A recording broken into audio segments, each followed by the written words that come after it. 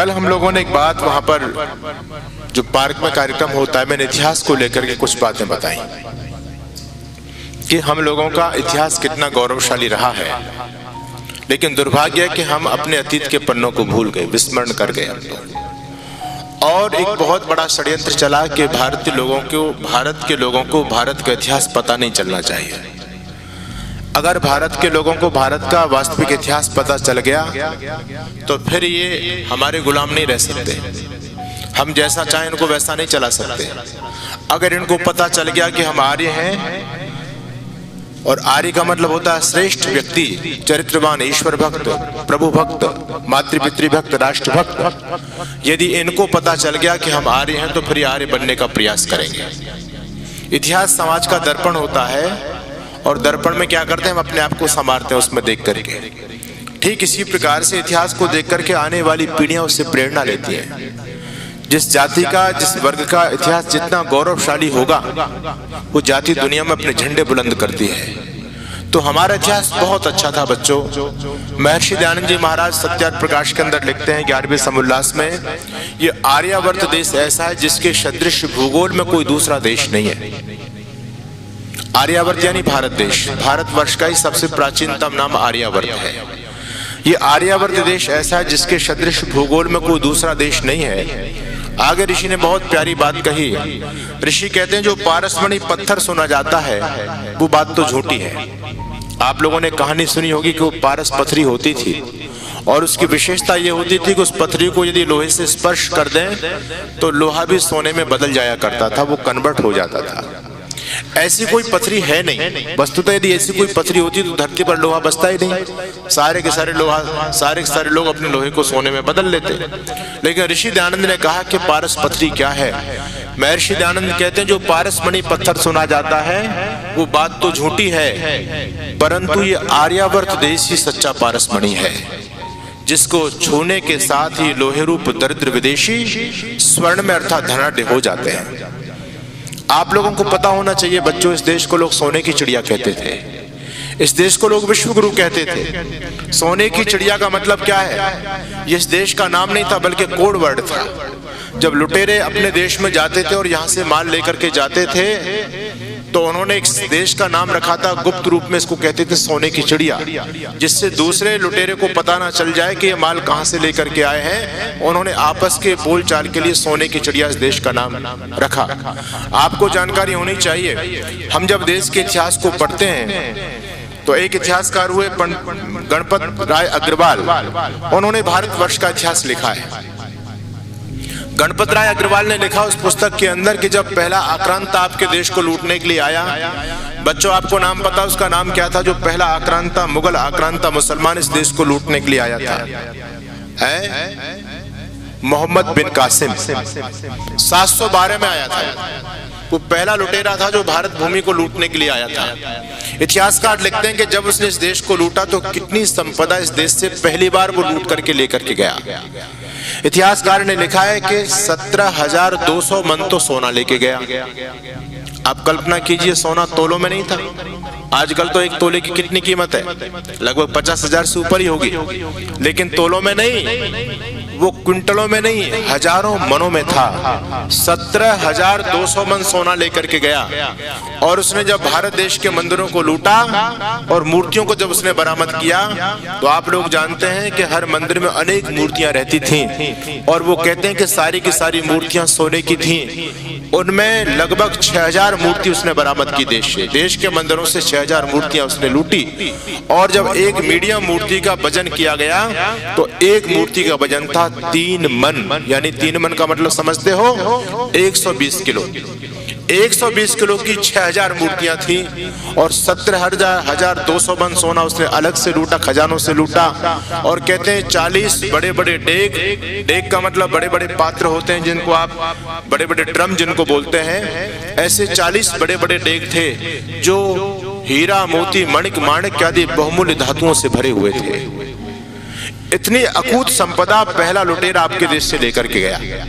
इसलिए हमारे देश को लोग सोने की चिड़िया कहते थे। कितनी संपदा हमारे पास में थी। लेकिन हमारे बच्चों को तो ये बताया गया कि भारत तो भिखमंगों का देश था, हमारे पास में कुछ नहीं था, हम बहुत दरिद्र थे, बहुत गरीब थे।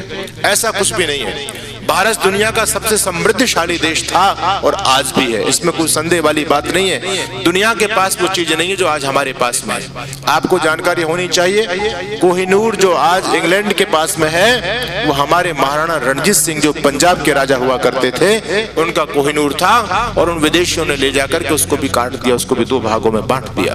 तो अकूत संपदा हमारे पास में थी। ये भारत गुरुओं की भूमि है, सिद्धों की भूमि है, संतों की भूमि है, ये वेदों की भूमि है। और हमारे एक एक ऋषि बड़े बड़े वैज्ञानिक हुआ करते थे। हमारे बच्चे स्कूलों में जब हम स्पीच के लिए जाते हैं तो बच्चे एक प्रश्न करते हैं कि स्वामी जी महाराज, आप देशभक्ति की बहुत बातें करते हो, आप कहते हो भारत गुरुओं की भूमि है, ये भारत ऋषि महर्षियों की भूमि है, क्या आप हमें बताएंगे कि हमारे भारत का कौन सा ऐसा ऋषि हुआ जिसने दुनिया को कोई विज्ञान का सिद्धांत दिया?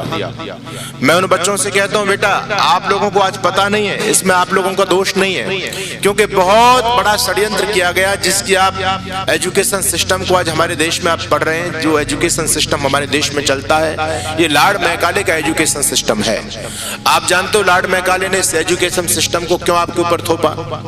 वो व्यक्ति स्पष्ट कहता है कि मैं एक ऐसा एजुकेशन सिस्टम इस देश में लागू करना चाहता हूं जिससे आने वाले समय में भारत के नौजवानों के मन में भारतीयता के प्रति घृणा पैदा हो जाएगी, और मैं इनके इतिहास में पूरी तरह से विदेशी चीजों को रखूंगा जिससे विदेशी चीजों के प्रति इनका आकर्षण बढ़ेगा, उनको ये अच्छा मानेंगे और भारतीयता की इनकी जड़ों से हम इनको काट देंगे, जिससे आने वाले समय में भारत के बच्चे बाहर से देखने में तो भले भारतीय नजर आएंगे लेकिन अंदर से वो पूरी तरह से कन्वर्ट हो गए होंगे, अंदर से पूरी तरह से बदल जाएंगे। ये षड्यंत्र था, इसलिए हमारे इतिहास के पन्नों को हटा दिया गया और कोई भी विदेशी विधर्मी ये नहीं चाहता था कि किसी भी वैज्ञानिक को, किसी भी भारतीय वैज्ञानिक को किसी आविष्कार करने का श्रेय मिले, इसलिए उन लोगों ने जानबूझ करके इन बातों को छुपाया। मैं आप लोगों को एक बहुत विशेष बात बताना चाहता हूं। आपको जानकारी होनी चाहिए, भारत ऋषियों की भूमि है। वर्तमान समय में जिसको आप साइंटिस्ट बोलते हैं, प्राचीन काल में इनको ऋषि कहते थे। ऋषि कहते हैं रिसर्च करने वाले को, और आजकल रिसर्च करने वालों को साइंटिस्ट कहते हैं। प्राचीन समय में रिसर्च करने वाले को ऋषि कहते हैं। ये रिसर्च शब्द ऋषि से ही बना, अपना संस्कृत का शब्द है। तो ये गौरव हमको प्राप्त है कि भारत ऋषियों की भूमि है। यहाँ पर एक से बढ़कर के एक, भारत तो गुरुओं की भूमि है। बच्चों याद रखना, इस भारत देश ने दुनिया से कुछ लिया नहीं है बल्कि दुनिया को दिया ही दिया है। सब कुछ जो ज्ञान विज्ञान की परंपरा आज आप दुनिया में देखते हैं, सारी की सारी परंपरा आपके देश से फैली है। भले आज हमको पता नहीं है, हमको ये बातें ऊपर ऊपर की लगती हैं कि स्वामी जी पता नहीं क्या बात बता रहे हैं, लेकिन मैं आपके बीच में हकीकत बता रहा हूं। आप लोग जब 15 अगस्त 26 जनवरी का पर्व आता है तो एक गीत लोग गाते हैं कि जब जीरो दिया मेरे भारत ने दुनिया को तब गिनती आई, तारों की भाषा भारत ने दुनिया को पहले सिखलाई। देता ना दशमलव भारत तो यूं चांद पे जाना मुश्किल था। धरती से चांद की दूरी का अंदाजा लगाना मुश्किल था। सभ्यता यहाँ पहले पाई, पहले जन्मी है जहाँ पे कला। अपना भारत वो भारत है जिसके पीछे संसार चला। हम दुनिया के गुरु हैं। शून्य की खोज किसने की? आप सोचिए, अगर हमारे आर्यभट्ट महान वैज्ञानिक ऋषि दुनिया को शून्य का आविष्कार नहीं देते तो क्या आप गणित में आगे बढ़ पाते? हमारे ऋषि महर्षि इतने बड़े विद्वान थे, उन्होंने यहाँ बैठ करके किसी कंप्यूटर की सहायता नहीं ली, बिना किसी कंप्यूटर की सहायता से सूर्य ग्रहण और चंद्र ग्रहण का पता लगा दिया, और पृथ्वी की परिधि का ज्ञान हमारे ऋषि महर्षियों ने दिया। और मैं आपको बताना चाहता हूँ, वर्तमान समय की बात करता हूँ, प्राचीन भारत की बात नहीं करता। वर्तमान समय में सबसे बड़ी जो विज्ञान का सबसे बड़ा महत्वपूर्ण आविष्कार माना जाता है वो वायुयान माना जाता है, एरोप्लेन माना जाता है। आप लोगों को पता है कि एरोप्लेन किसने बनाया? किसने बनाया? हाँ, बच्चे यही जानते हैं, इसमें आप लोगों का दोष नहीं है। हमको ये बताया गया कि राइट ब्रदर्स ने पहला विमान बनाया, लेकिन ये बिल्कुल सफेद झूठ है। राइट ब्रदर्स ने 1903 में बनाया था। राइट ब्रदर्स से ठीक 8 साल पहले भारत की भूमि में एक महान वैज्ञानिक पैदा हुए, महाराष्ट्रीय पंडित थे, और हम लोगों को गर्व है कि ऋषि दयानंद के परम शिष्य थे। नाम था उनका शिवकर बापूजी तलपदे। अब पढ़िए कभी देश के वास्तविक इतिहास को। शिवकर बापूजी तलपदे ऋषि दयानंद के परम शिष्य थे। ऋग्वेद आदि भाष्य भूमिका को पढ़ा, फिर वेदों की स्टडी की, फिर महर्षि भारद्वाज के बृहद विमान शास्त्र को पढ़ा, और शिवकर बापूजी तलपदे ने, आज हम कहते हैं ना, राइट ब्रदर्स ने विमान बनाया 1903 में। उससे ठीक 8 साल पहले यानी 1895 में बंबई की चौपाटी पर एक मानव रहित विमान बना करके उसका सफल परीक्षण दुनिया के सामने किया था। और इस घटना को देखने के लिए उस समय बंबई हाईकोर्ट के जज हुआ करते थे महादेव गोविंद रानाडे, और बड़ौदा के राजा होते थे सयाजीराव गायकवाड़ जैसी अनेक गणमान्य हस्तियां वहां पर मौजूद थीं। और शिवकर बापूजी तलपदे नीचे जमीन पर बैठे, और जमीन पर बैठे बैठे और जमीन से लगभग 1500 फीट ऊपर एक मानव रहित जिसका कंट्रोल शिवकर बापूजी के हाथ में था, और उन्होंने सफल विमान का परीक्षण किया। वो विमान खूब हवाओं की ऊंचाइयों तक पहुंचा और उसको बहुत अच्छी तरह से नीचे उतारा भी गया, उसको लैंड भी किया गया। ये गौरव भारत भूमि को प्राप्त है। विमान बनाने वाला कोई भारत था, कोई वैज्ञानिक था तो वो भारत का वैज्ञानिक था, वो हमारे ऋषि थे और ऋषि दयानंद के परम शिष्य थे। लेकिन अंग्रेज लोग नहीं चाहते थे, अंग्रेज लोग नहीं चाहते थे किसी आविष्कार का श्रेय किसी भारतीय वैज्ञानिक को मिले, इसलिए उन्होंने, एक बड़े धूर्त लोग थे अंग्रेज लोग, इन लोगों ने क्या किया, इन्होंने शिवकर बापूजी तलपदे संस्कृत के ब्राह्मण थे, अच्छे विद्वान थे, लेकिन अर्थ का अभाव उनके पास में था। बड़ौदा के राजा ने कहा कि हम आपकी मदद करेंगे, आप इस विज्ञान की परंपरा को और आगे लेकर के जाएं। लेकिन अंग्रेज लोगों ने बड़ौदाधीश को एकदम दबा दिया कि आप इनकी मदद नहीं कर सकते। आखिर अंग्रेज लोग बड़े कुटिल थे। एक ऑस्ट्रेलिया की कंपनी जिसका नाम था रिले ब्रदर्स, वो कंपनी के मालिक, इंग्लैंड के कंपनी के मालिक इस देश में आते हैं, और शिवकर बापूजी तलपदे से जो उन्होंने विमान का संरचना की थी, उस विमान की पूरी डिजाइन उनसे लेते हैं, पूरा खाका विमान का लेते हैं, और कहते हैं बापूजी हम आपकी मदद करेंगे, आप अपने डिजाइन हमको दीजिए। बापूजी ने आराम से उनको अपने डिजाइन दे दी, पूरा नक्शा विमान का दिया कि कैसे कैसे बनाया, पूरी रिपोर्ट उनको दे दी। उस रिपोर्ट को लेकर के वो लोग चले गए। यही रिपोर्ट अमेरिका के अंदर पहुंची, और इसी रिपोर्ट के आधार पर जो रिले ब्रदर्स कंपनी के लोग जो पूरा की पूरा फॉर्मूला शिवकर बापूजी तलपदे से लेकर के गए थे, इसी फॉर्मूलों के आधार पर 1903 में राइट ब्रदर्स ने विमान बनाया, जो आज इतिहास में लिखा गया है। लेकिन हमारे शिवकर बापूजी तलपदे के नाम को लोग भूल गए।